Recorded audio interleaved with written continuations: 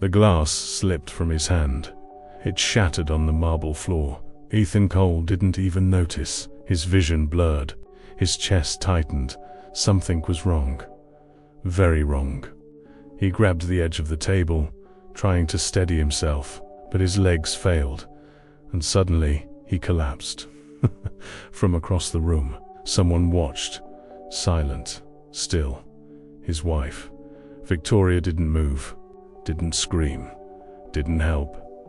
She just stood there, watching him fall. Her face calm, cold, like she'd been waiting for this moment. Ethan tried to speak, but no words came out. Only one thought echoed in his mind. This wasn't an accident, and as darkness closed in, he realized something terrifying. The woman he trusted the most was slowly killing him. Ethan Cole was a man who had everything. At 48, he was the CEO of a global pharmaceutical empire. Private jets, luxury penthouses.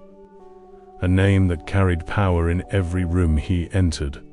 But the truth was, his life had started changing long before he noticed. It began with small things. Fatigue, headaches, a strange metallic taste in his mouth. At first he blamed stress, long meetings, endless travel, pressure. But the symptoms didn't go away. They got worse. Slowly, quietly, like something inside him was breaking down. Doctors couldn't explain it. Tests came back normal. No disease, no infection, nothing. And yet, Ethan felt like he was dying. Victoria Cole was everything people expected from a billionaire's wife. Elegant, intelligent, perfect. She stood beside Ethan in public like a symbol of success. But behind closed doors, she'd changed. She watched him more, spoke less, and always made sure to bring him his drinks, his coffee, his wine, his medication. At first, Ethan found it comforting. Then he began to notice something. Every time she prepared something for him, his symptoms got worse. One night, as he stared at the glass in his hand, a thought crossed his mind. A thought he immediately rejected. No, that's impossible. But the doubt had already planted itself. And doubt, once it enters, never truly leaves. The night he collapsed, everything changed. After the fall, Ethan woke up in a hospital room. Machines surrounded him. Monitors beeped steadily. A nurse adjusted his fall. "You're lucky," she said. Ethan turned his head slowly. "Lucky? You almost didn't make it." Ethan's heart sank. What happened to me? The nurse hesitated, then said something that made his blood run cold. "We're still trying to figure that out." Victoria stood in the corner of the room, watching, silent. Her eyes met his, and for a brief second, Ethan saw something he had never seen before. Not concern, not fear, but calculation. 2 days later, everything changed again. Not because of doctors, not because of tests, but because of someone no one paid attention to. A girl. She couldn't have been older than 10. She walked quietly through the hospital hallway. Simple clothes, small backpack, invisible to everyone, except Ethan. She stopped at his door, looked inside, and for some reason didn't leave. Instead, she stepped in slowly. Ethan watched her, confused. "Are you lost?" he asked weakly. The girl shook her head. "No." Her voice was calm, strangely confident. She looked at him carefully, then said something that froze him completely. "You shouldn't drink what she gives you." Ethan's heart stopped. "What?" The girl stepped closer, lowered her voice. "She's making you sick." Silence filled the room. Ethan stared at her. "How do you know that?" The girl looked toward the door, then back at him. Because I've seen it before. Ethan couldn't stop thinking about what the girl said. Every detail began to connect. The drinks, the symptoms, the timing, Victoria. He started paying attention, watching, waiting. That night, Victoria entered the room again, holding a glass, smiling softly. "You need to stay hydrated," she said. Ethan forced himself to smile back, but this time, he didn't drink. Ethan didn't drink. That was the first move, a small one, but dangerous. Victoria stood beside his bed, holding the glass, watching him, waiting. Ethan forced a weak smile. "I'm not thirsty right now." Victoria didn't move, didn't lower the glass, didn't look away. For a moment, the silence between them felt heavier than anything he had ever experienced. "You need to recover," she said softly. Her voice was calm, controlled, but something underneath it felt sharp. Ethan nodded. "I will." He reached for the glass slowly, raised it, and then placed it on the table beside him, untouched. Victoria's eyes followed every movement. For a brief second, her expression changed, so quickly most people wouldn't notice. But Ethan did, and that was enough, because now he was sure. That night, the girl came back. Same quiet steps, same calm presence. She stood near the window this time. Watching the city lights, Ethan whispered, "Who are you?" The girl turned slowly. "My name is Lila." Ethan nodded. "How do you know what's happening to me?"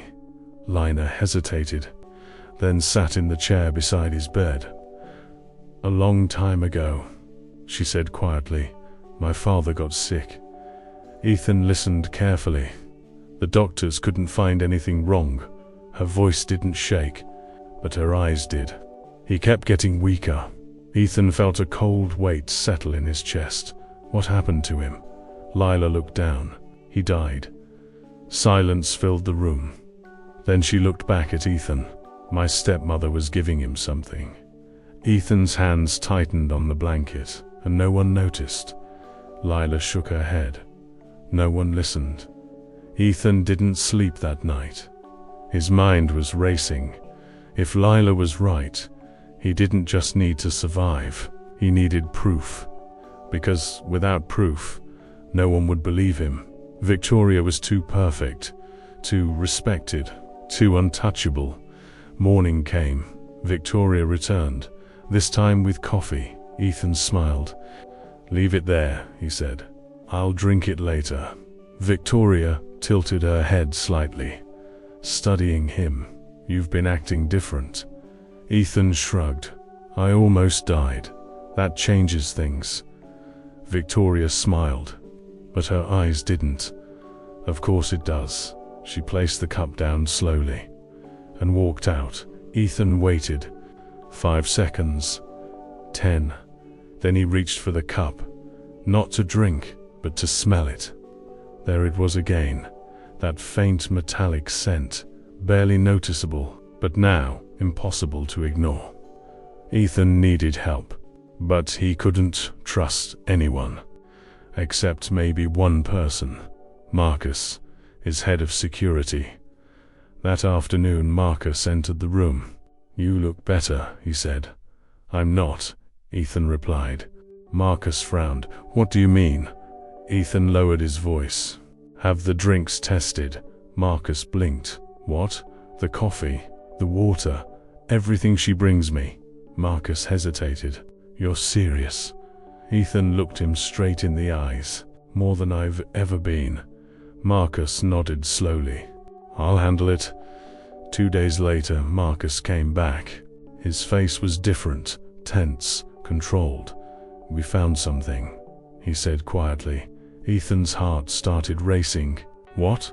Marcus stepped closer. "There are trace amounts of a rare toxin."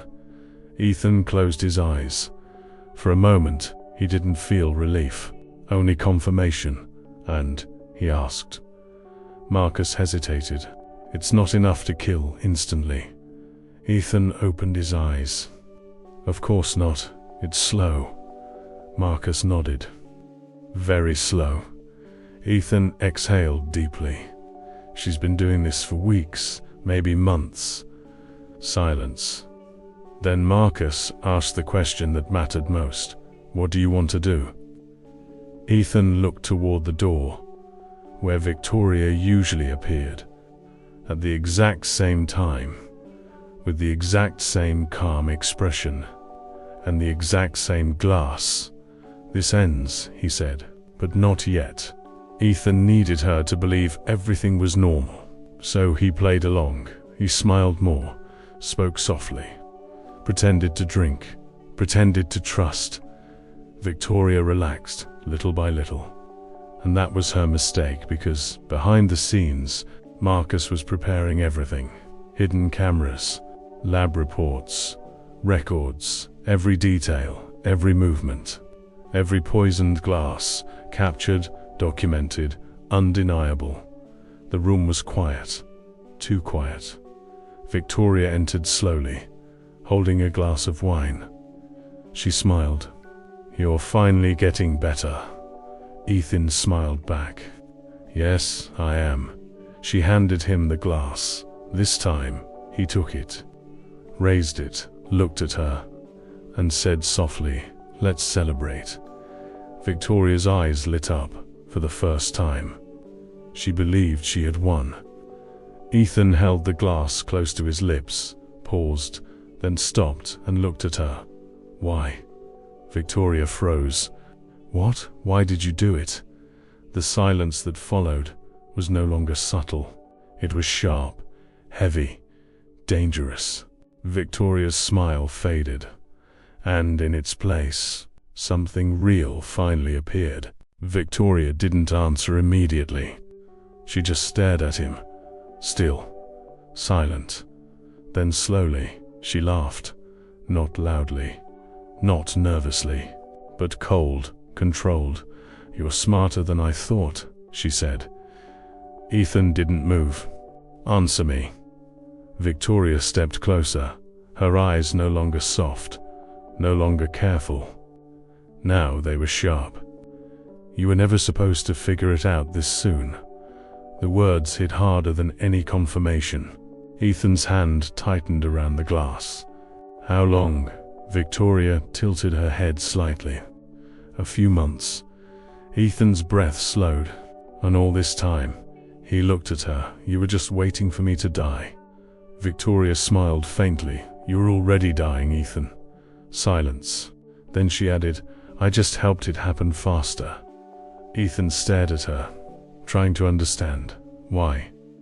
Victoria walked toward the window, looking at the city, at everything that belonged to him. To us, she corrected quietly. Then she turned back. You built everything, she said, and I stood beside you. Ethan frowned. You had everything. Victoria laughed again. No, you had everything. Her voice grew sharper. I was just part of the image. Ethan shook his head. That's not true. Victoria stepped closer. You never saw me, Ethan. Silence. And when I realized that, she paused. I decided I wasn't going to leave empty-handed. Ethan's stomach turned. This was about money. Victoria didn't deny it. It's always about power. Ethan looked at the glass in his hand, then back at her. You made a mistake. Victoria raised an eyebrow. Oh? Ethan smiled slightly. You underestimated someone. Victoria frowned. Who? Ethan didn't answer. Instead, he pressed a small button under the side of his bed. The door opened instantly. Marcus walked in, 2 security officers behind him. Victoria froze. For the first time, fear appeared on her face. What is this? She asked sharply. Marcus stepped forward calmly. We have everything. Victoria looked at Ethan, then at Marcus. Everything what? Marcus placed a folder on the table. lab reports, video stills, toxicology results, every glass, every dose, every day. The room felt smaller, heavier. Victoria's breathing changed, just slightly, but enough. "This proves nothing," she said quickly. Marcus shook his head. "It proves everything." Victoria stepped back slowly, looking for control, for a way out. But there wasn't one, not anymore. "You planned this," she whispered. Ethan looked at her. "No, you did."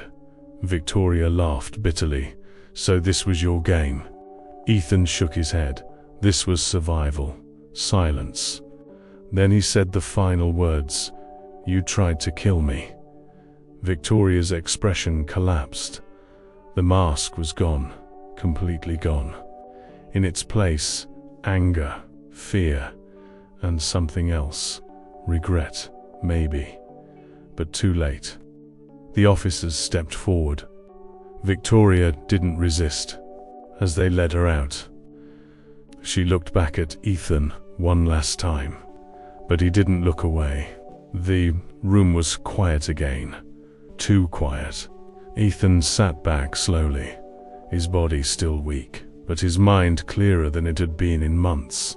Marcus spoke softly. "It's over." Ethan nodded. "No, it's just beginning." Marcus looked confused. "What do you mean?" Ethan looked toward the door. The girl. Later that evening, Lila returned. Same quiet steps, same calm eyes. Ethan looked at her. "You saved my life." Lila shook her head. "No, you listened." Ethan smiled. "That's the hard part." Lila looked around the room, then asked something simple. "What happens now?" Ethan thought for a moment, then answered honestly. "Now, I change things." Lila tilted her head. "How?" Ethan looked at her. "The same way you did, one decision at a time." Months later, Ethan stood in front of a new building, a foundation, created in Lila's name, focused on helping families who had no voice, no protection, no one to listen. Reporters surrounded him. "Why did you create this?" one asked. Ethan looked down at Lila, standing beside him, then answered, "Because sometimes." He paused. "The people no one notices are the ones who save everything." Lila smiled, quietly. Just like the day she walked into that hospital room, and somewhere, far away, in a prison cell, Victoria finally understood something she never saw coming. She didn't lose because of money, or power, or control. She lost because of a girl no one paid attention to. The headlines spread fast. "Billionaire poisoned by wife. Shocking betrayal inside elite marriage. Corporate CEO survives murder attempt." But for Ethan, none of that mattered. He sat alone in his penthouse, the same place he once called home. Now it felt different, too quiet, too empty. Every object in the room reminded him of something. The dinners, the conversations, the moments he thought were real, but weren't. Ethan walked slowly to the kitchen, looked at the glass on the counter, paused, then pushed it away. Not because he was afraid, but because something inside him had changed. Trust, once broken, never returns the same. Weeks later, Ethan returned to the hospital, not as a patient, but as someone looking for answers. He found Lila sitting in the same chair, same backpack, same quiet presence. "You came back," she said. Ethan smiled. "I said I would." He sat beside her. "Where do you live?"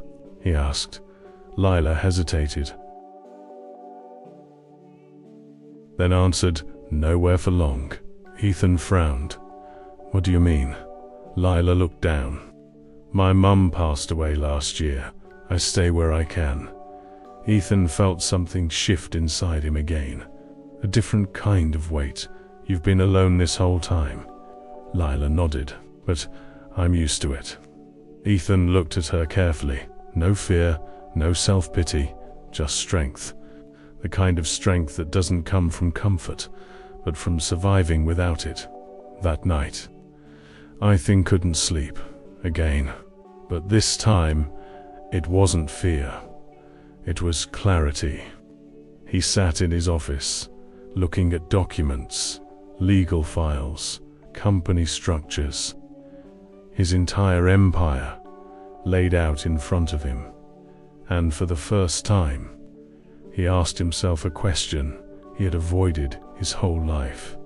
What is all of this for? Money, power, control. None of it had saved him, but one person had. A girl with nothing. And suddenly, the answer became simple. Months later, Lila stood in front of a large house. She looked unsure. "This is too much," she said.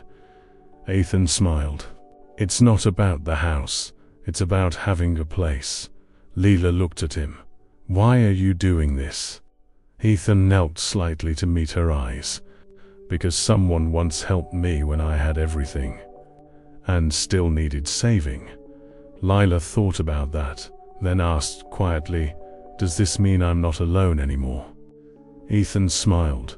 "No, you're not, for the first time."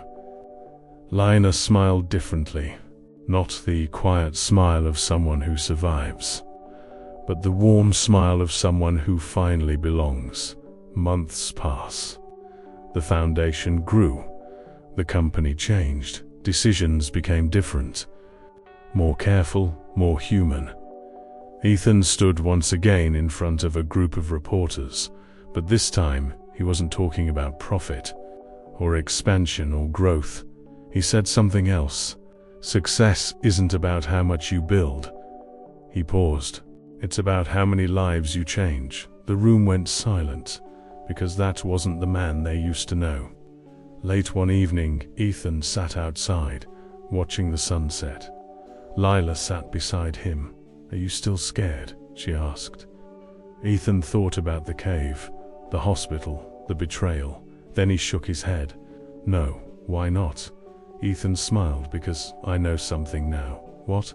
"That even in the worst moments, someone unexpected can change everything." Lila nodded, like she already knew that, because she had lived it. And somewhere in that quiet moment, there was no billionaire. No past, no fear, just two people.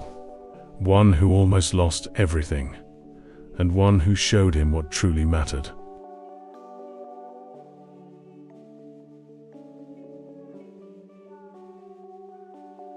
The house was no longer the same.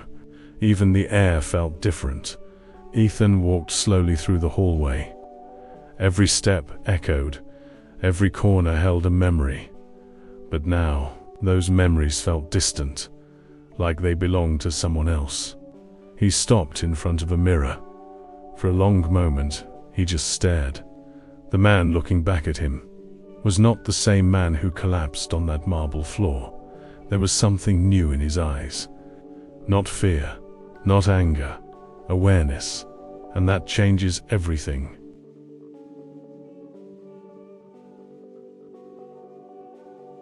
The courtroom was full. Journalists, lawyers, spectators, everyone wanted to see the woman who tried to poison a billionaire. Victoria sat at the defense table, composed, elegant, almost untouched by everything that had happened. But when Ethan entered the room, something shifted. Their eyes met.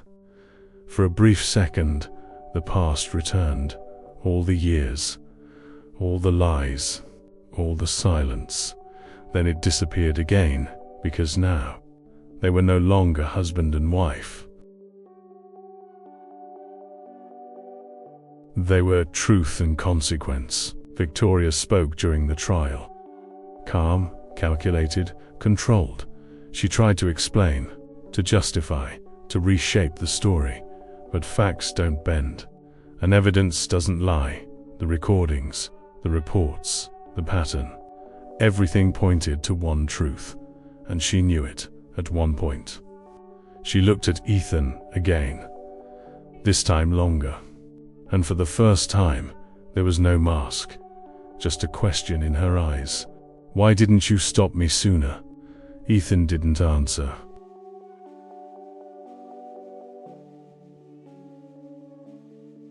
Because some questions arrived too late. The judge spoke. The room was silent. Every word landed heavily, measured, final. Victoria was sentenced, not just for what she did, but for how long she had done it, for the intention behind it, for the cold patience. As she was escorted away, she didn't look back this time, because now there was nothing left to hold on to. Outside the courthouse, the world kept moving. Cars passed, people talked, life continued.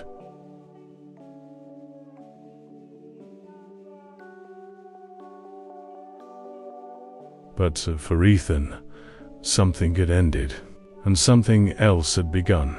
He didn't return to the same routine, didn't fall back into the same patterns.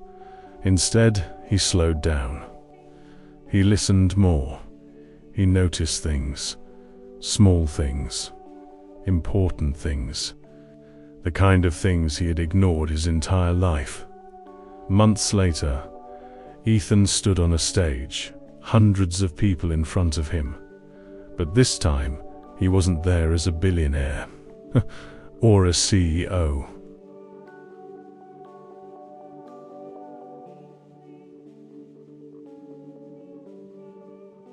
He was there as someone who had learned something the hard way. He looked at the audience, then said, "Sometimes the greatest danger," he paused, "is not what you can see, silence, and sometimes the person who saves you is the one no one notices." He looked toward Leela, standing quietly at the side, just like the first day, and smiled. Late at night, Ethan sat alone again, but this time, the silence felt different. Not empty.